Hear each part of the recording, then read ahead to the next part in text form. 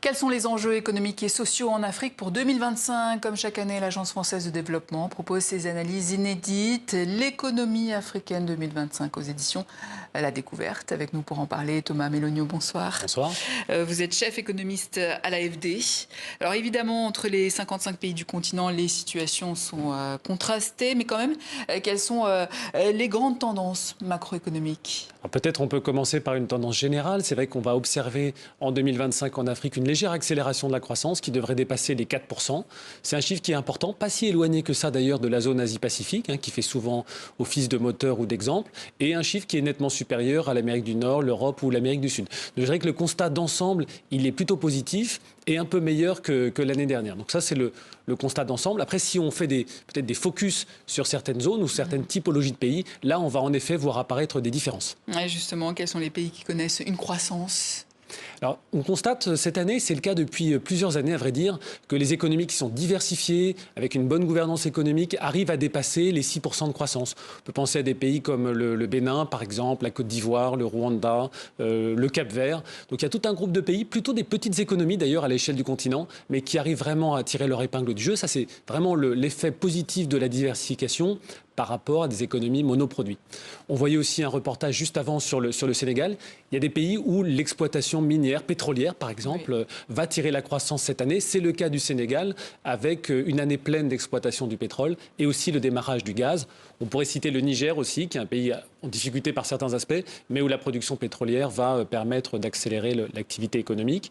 Et puis il y a aussi des effets un peu de la géopolitique ou de la demande mondiale. Le cours du cacao, par exemple, est très élevé. Le cours de l'or, ou le cours du cuivre, ça peut profiter à la RDC ou à la Zambie. Donc vous voyez, là, l'Afrique est aussi positionnée dans la géopolitique mondiale avec des produits qui font l'objet d'une demande significative. Et ça, au plan économique, ça va tirer en tout cas le PIB. Une autre chose est de savoir si ce sera suffisant pour créer assez d'emplois. C'est là peut-être qu'on peut être un peu plus vigilant. Et quelle est la part alors de l'Afrique dans l'économie mondiale ? Alors la part de l'Afrique, elle est souvent autour de 3%. Elle a tendance plutôt à augmenter, puisque comme cette année, en 2025, le PIB au niveau mondial va progresser de 3% et l'Afrique plutôt de 4%. C'est-à-dire que la part de l'Afrique progresse et l'Afrique devient de plus en plus importante au sein de l'économie mondiale. Bon, par rapport à la population, ça reste modeste. Et c'est vrai qu'on a cette contradiction où on dit, et on a raison, je crois, qu'il y a un dynamisme en Afrique, mais au niveau social, au niveau de l'emploi, on voit que ce niveau n'est pas encore suffisant pour permettre, à l'image de ce qu'a pu faire l'Asie par exemple, de réduire fortement l'emploi des jeunes ou de répondre aux aspirations. Donc il y a cette situation un peu paradoxale avec beaucoup de dynamisme, mais encore des défis sociaux qui sont très présents. Alors ces dernières années, les autorités françaises ont été sommées de quitter le Mali, le Niger et le Burkina Faso.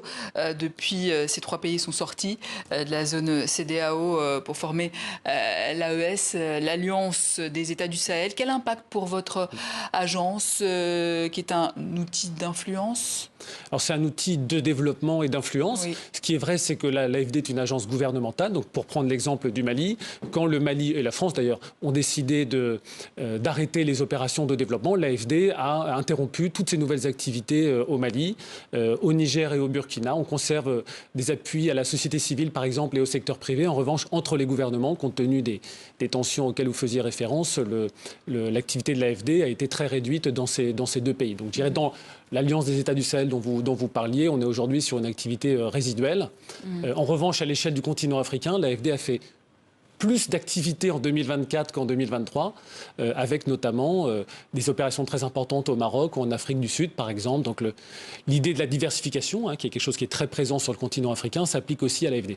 Alors, en tout cas, ça semble être un nouvel agenda par et pour les Africains. C'est ce que vous écrivez d'ailleurs dans votre livre. Vous comprenez ce rejet de la France par certains pays ? En tout cas, je ne dirais pas que je le comprends, mais on l'écoute. Oui. Et ce qui est certain, c'est qu'on s'y adapte. Oui. Donc il faut être très respectueux de la souveraineté des pays africains. Et je le disais, si un pays ne souhaite pas avoir une activité ou un partenariat de développement avec la France, la solution est très simple. Dans ce cas-là, on va l'interrompre ou le ralentir. A contrario, je ne généraliserai pas à l'échelle du continent africain. On constate qu'il y a des pays où il y a au contraire une demande d'une France plus présente. Donc c'est vrai que c'est une sorte de paradoxe qu'on traverse actuellement. Et quel est l'impact dans les pays en conflit en matière de développement ? Alors ça, on le retrouve dans les chiffres économiques, mais c'est vrai que c'est d'abord une réalité humaine très, très douloureuse. Les conflits ont un impact très fort au plan économique et on constate par exemple cette année, c'était vrai l'année dernière aussi, que le conflit très fort au Soudan a des conséquences économiques et sociales très, très dures. Et en RDC par exemple, le conflit se déroule dans l'Est, donc il y a le reste du territoire.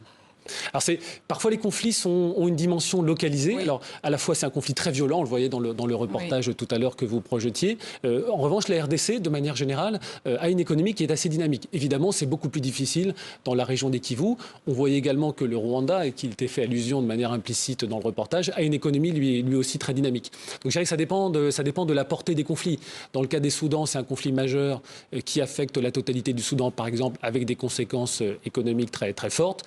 Dans d'autres cas, une économie peut être dynamique même si une partie du territoire est affectée. On faisait référence au Mali, par exemple, qui en particulier, grâce au cours de l'or, mais aussi au secteur agricole, a une économie qui reste résiliente, ou bien au Niger, qui lui aussi a des difficultés au plan sécuritaire, mais qui bénéficie de l'exploitation du pétrole. Donc je dirais que ça dépend vraiment de l'ampleur du conflit, de sa localisation et de l'interaction avec les principaux secteurs économiques. Alors concernant la dette, son stock s'est stabilisé sur le continent, comment l'expliquer ? Je dirais qu'il y a beaucoup d'États africains qui ont fait des efforts importants pour ajuster leurs finances publiques. Ça, c'est un premier élément. Ce qu'on a observé aussi, c'est qu'il y a un retour des émissions obligataires, donc des pays qui empruntent sur les marchés.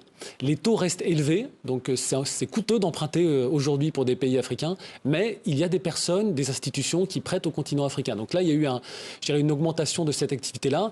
L'AFD, mais on pourrait dire la même chose de la Banque mondiale, ont aussi été au rendez-vous pour apporter des financements, cette fois-ci à des taux moins chers. Donc en termes d'accès au financement, il y a une forme de stabilisation. Il y a aussi des pays dont la dette a été restructurée, donc réduite, le Ghana, la Zambie, le Tchad par exemple, l'Éthiopie. Et on constate que ces pays ont retrouvé un peu de marge de manœuvre et en profitent pour retrouver un dynamisme plus important. Donc ça, c'est le travail que conduit notamment le Club de Paris pour mettre tous les créanciers autour de la table et essayer d'alléger la dette. Alors visiblement, on ne peut plus parler d'économie, de développement sans parler d'intelligence artificielle. Est-ce que l'Afrique peut compter sur l'IA comme facteur de développement ? Alors, je crois que c'est un facteur très intéressant. Il va y avoir d'ailleurs à Paris un grand sommet les 10 et 11 février prochains.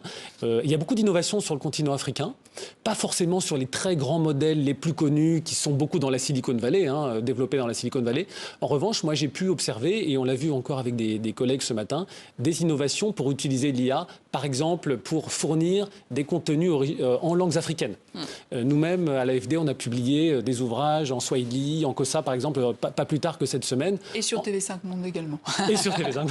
Et je vois par exemple que des gouvernements s'intéressent à l'IA pour produire des contenus certifiés, validés par les ministères de l'Éducation nationale, mais pour permettre le développement du multilinguisme sur le continent africain. Beaucoup d'applications aussi dans le domaine de la santé pour donner des contenus originaux mais de qualité. Ça va être un vrai défi aux Africains. Après, le défi, c'est de réussir à localiser des grands data centers. Ça, il y a encore un retard et à des investissements à réaliser. Et puis, amener plus de data, de contenu pour faire tourner des modèles d'intelligence artificielle. Mais je trouve que c'est enthousiasmant que l'Afrique soit au rendez-vous de l'IA. En tout cas, c'est notre souhait. Thomas Melonieux, merci, chef économiste à l'AFD, l'Agence française de développement, qui vient de sortir l'économie africaine 2025. Merci.